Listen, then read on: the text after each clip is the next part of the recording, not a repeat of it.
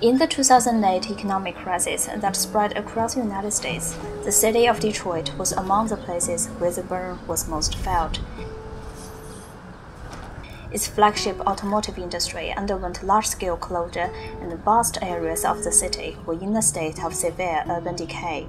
I worked in the automotive industry. In about 2008, 2009, I lost my job. We were scared, didn't know what kind of income we were going to have. It was scary times for everybody in Detroit. With the automotive, with the housing bubble, you saw a lot of people that unfortunately, they lost their houses or had to make very drastic changes that it hit them blindsided.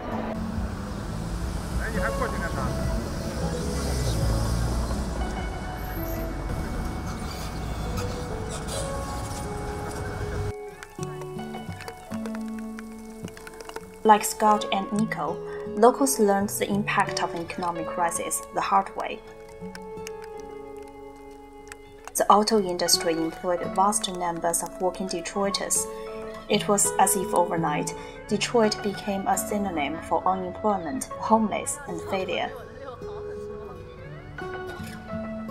The Big Three, General Motors, Ford, and Chrysler, announced their restructuring and layoff plans one after another. In 2013, Detroit filed the largest municipal bankruptcy case in the U.S. history. For local families, when one was laid off, things were tough. When both were out of their jobs, it was difficult to make ends meet. They have gone through struggle, despair, and trying everything they could to grasp the glimmer of hope. Hard as they have tried, most of the Detroiters came to the realization that this is a dead end.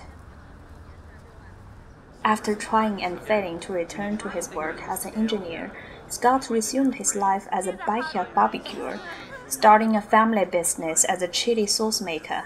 With the help of his wife, he developed his own brand, Scotty or Howdy. Everybody we knew worked for the Big Three. That's it's some way or another, Ford, Chrysler, and when all that crashed, it made people realize to revert back to the old days where people own their own stores and people own their own coffee shop. Nico resorted to her family tradition of making Italian pastry. In 2010, her family began a new venture by opening their storefront of cannoli making. This has become their job thereafter.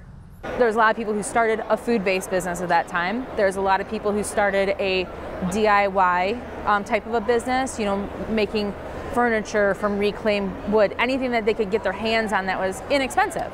And I think a lot of businesses in the area got started at that point, which really was the resurgence that people are talking about, was that vibrancy and life started coming back into the city. With bubbles burst, new hope was planted in the lives of Detroiters. The Motor City is pushing for a comeback, driven in part by local businesses with a belief in the city's future. According to a Kaufman Foundation's report, the density of established small business has been on the rise in recent years in Detroit Metro, especially right after the economic crash. Scott's family is now on track to make their first $1 million. Their product is sold in many supermarkets across the country. Instead of working 60 hours a week, like he did when he was first laid off, he can now take a couple of hours off from time to time and travel with his wife and kids. And Nico now has 4 store locations in Detroit Metropolitan. Her family business is prospering. In one of her stores in Rochester, everybody was busy either making dough or putting cream on the pastry.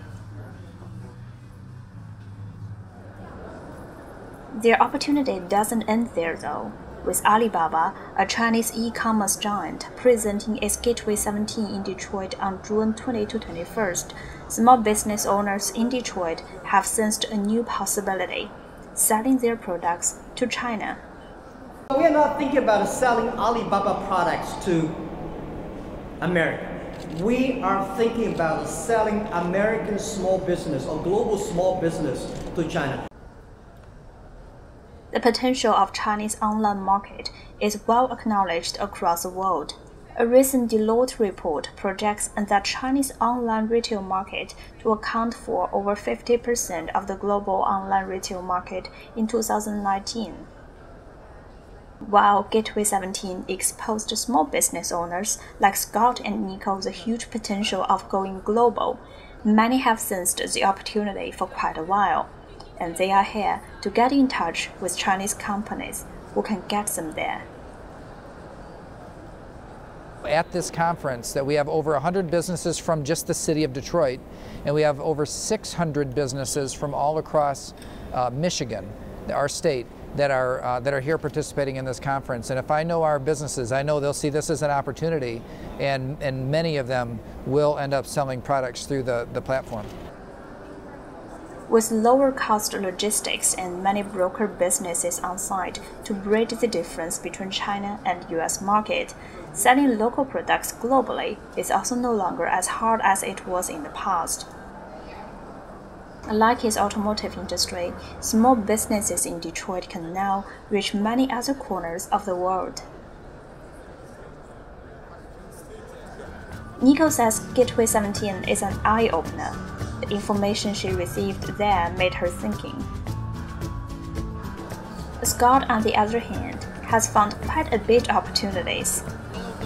He is seriously considering a trip to China. And I'm hoping we can take a trip over in the next 6 months so we can go over and establish some relationships and show them what we're all about.